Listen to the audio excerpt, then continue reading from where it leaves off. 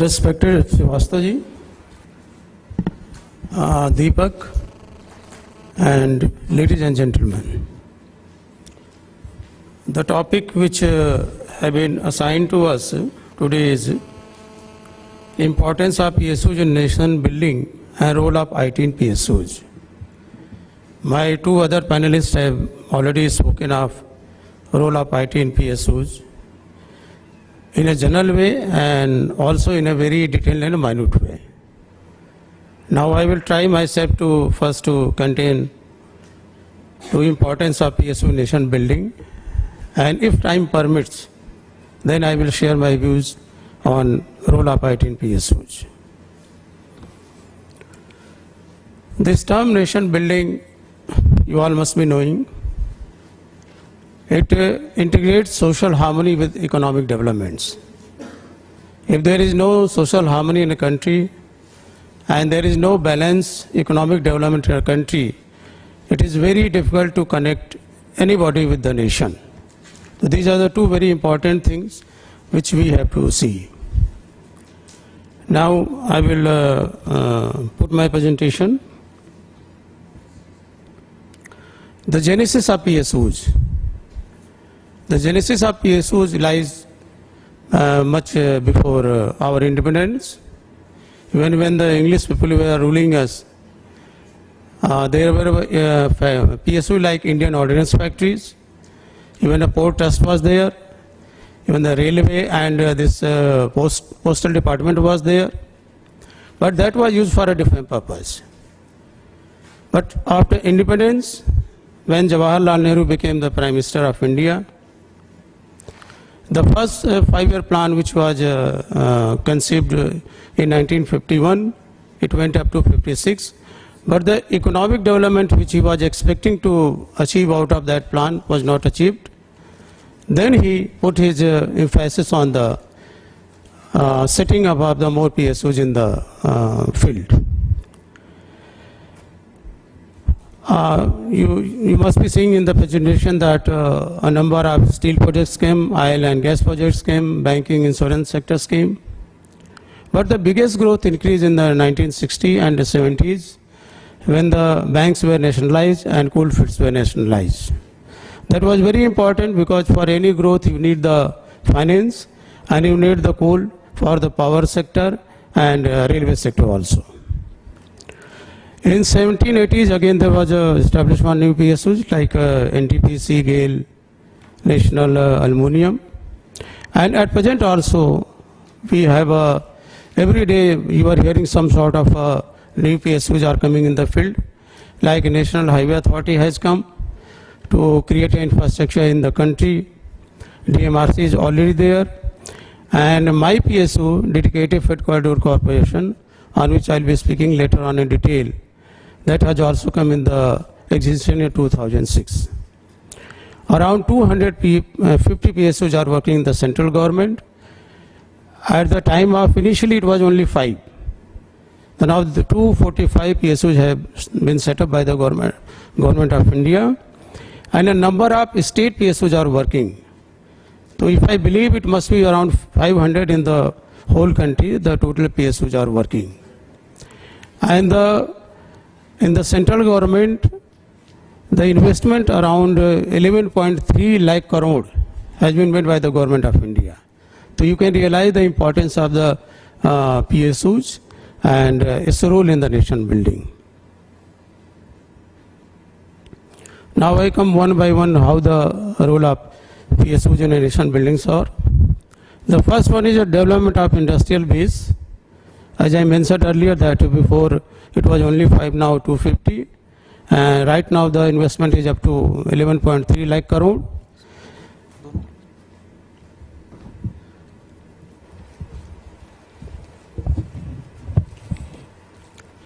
And you see that now the presence of PSUs are almost in every field, whether it's hydropower, steel, atomic power, chemical fertilizer, oil, gas, defense equipments, electrical, exploration and refinery of oil, etc. Now the second role which is played by the PSUs are the employment generation. Not only PSU do the direct recruitment, a number of posts are available in the PSUs, which they recruit time to time, but they also have they outsource a number of persons. They have casual laborers also which work in the field, and they protect the sick units also by taking over. The employees which they work in the sick units, they also become the part of the main PSU. Public sector accounts for 2/3 of the total employment in organized industrial sector in India. It was found in around 2010 that 15 lakhs people are working as a permanent in public sectors. Casual members are exclusive. It gives a lot of employment to the people. Now, third role which is played by the PSUs are the balanced regional development. When we got the independence, at that time there was not a lot of development in the places like UP, Bihar, Odisha, West Bengal, etc. The only developed states were Gujarat, Maharashtra. A number of PSUs were opened in those areas in order to bring out the balanced regional developments like steel plants Bhilai, Rourkela, Durgapur, fertilizer factory at Sindri, and other plants. The fourth role which plays by the PSUs, contribution to public exchequer. PSU like Trading Corporation, State Trading Corporation, MMTC, Hindustan Steel Limited, Bharat Electronics Limited, they all are contributing a lot to the public exchequer. If you see the presentation, 35 crore in 65-66, which has gone up to 42,264 crore in 04-05, and now it must be going more. Import substitution, PSU like Hindustan Antibiotics, IDPL, ONGC, IOC, Bharat Electronics, were started especially to produce goods which were formerly imported and thus to save foreign exchange. Around 15% of the GDP, the share is of the PSUs in that. And a lot of foreign exchange also we are earning just by venturing into the other countries. Now, like the RITES and other PSUs, they are doing a wonderful job in the overseas countries also. The third, corporate tax, excise and custom duty. Whichever the company gets profit, that gives the 30% to the public exchequer. 3% education cess are there. And there are other measures also by which PSUs are contributing to the public exchequer. Development of ancillary industries. As you know, whenever there is a major plant is set up by the government of India, some ancillary projects come around.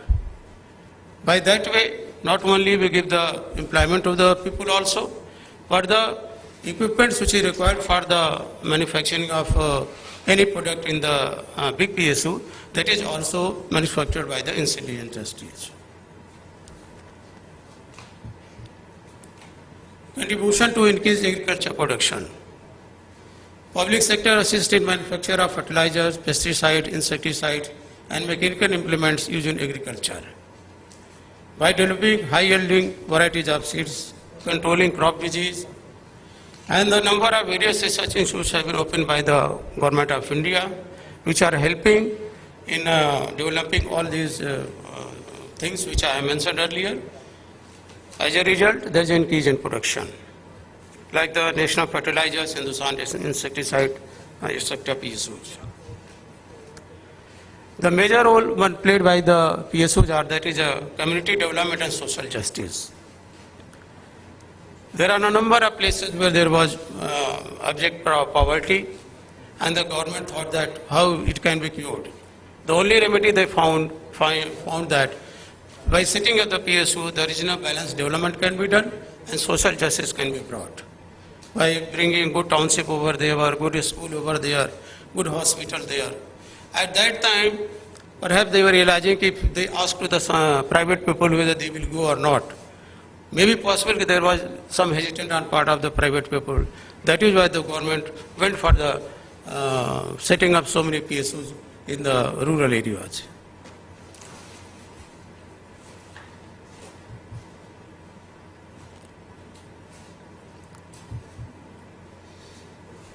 Reducing concentration of power in power hands.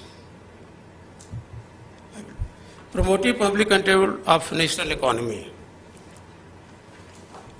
PSUs contribute a lot in the public exchequer, as I mentioned earlier. Creating socialistic pattern of society, I have already told. Research and development. PSU like DRDO, BOG, RITES, HAL, etc. have undertaken research and development programs in a big way. Nowadays we heard about the Agni missile, BrahMos missile. DRDO is playing a major role in that. It's a PSU of the Government of India. From national to globally acclaimed enterprises. You must have heard the name of the Maharatnas, Navratnas, Mini Ratnas 1, Mini Ratnas 2. Now the PSOs are not only, they are doing their job in the domestic area, but they have gone overseas also. Like RITES, like ONGC.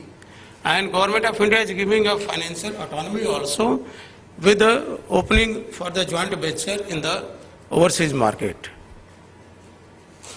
The India image will also improve, will get the foreign exchange also, and investment also take place in other countries. These are some shortcomings. If they improve, I think we can have a better picture of the PSUs. Now we come to my PSUs, which is called Dedicated Freight Corridor Corporation. I don't know how many of you have heard about it. Some people have heard about it? Can you raise hands? Very few, very few. That lies in the bad publicity on our part. I would like to eradicate that, remove that. Genesis of Dedicated Freight Corridor Corporation in India. In 1950-51, 73.2 millions. First, I would like to clear that. It is a corridor which is being made only for the operation of the goods train. In India, I have got a slip, so I will not so much presentation. I will just give you a concise way. This PSU has been set up by the Government of India in 2006 to construct the track for the goods train. There are two sectors which we are opening. One, or rather, we are constructing the tracks. If you see, it's a diagonal, high density corridor, golden diagonal, polyhedral and diagonals. Right now, these are the regions for which we have come into the picture. I will not go in detail. Operation of existing network, creation of new passenger corridor, creation of a new dedicated freight corridor. This is the total view of the project which we are going to undertaking. The one is from Delhi to Mumbai, the other one is from Ludhiana to Kolkata. These two are on which we are working. We have already floated the tenders, contracts have already finalized, and the works are in progress. Other, if you see by the blue lines, these are the on which the feasibility survey is being done. And Government of India and the Rail Department thinks that this dedicated freight corridor should be is a must for the Railway Department. These are the two corridors. If you see from Ludhiana to Calcutta and Dadri to JNPT. Now the attempt is to connect the port so that the container can be taken and that can be put on the railway on wagon so that it can be sent to the destination. These are the objectives I have already mentioned. DFCC will manage train operation of DFC. DFCC will have own station control rooms. Rest I have already mentioned. This also I have mentioned. This is a projected traffic by 2036-37. EDFC, it means Eastern Dedicated Freight Corridor, and WDFC, Western Dedicated Freight Corridor, how much the traffic will increase. These are the timelines which I am set up.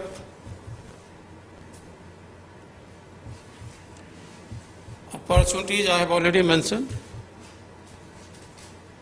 Role of IT in PSUs, I will give a little bit only, not much.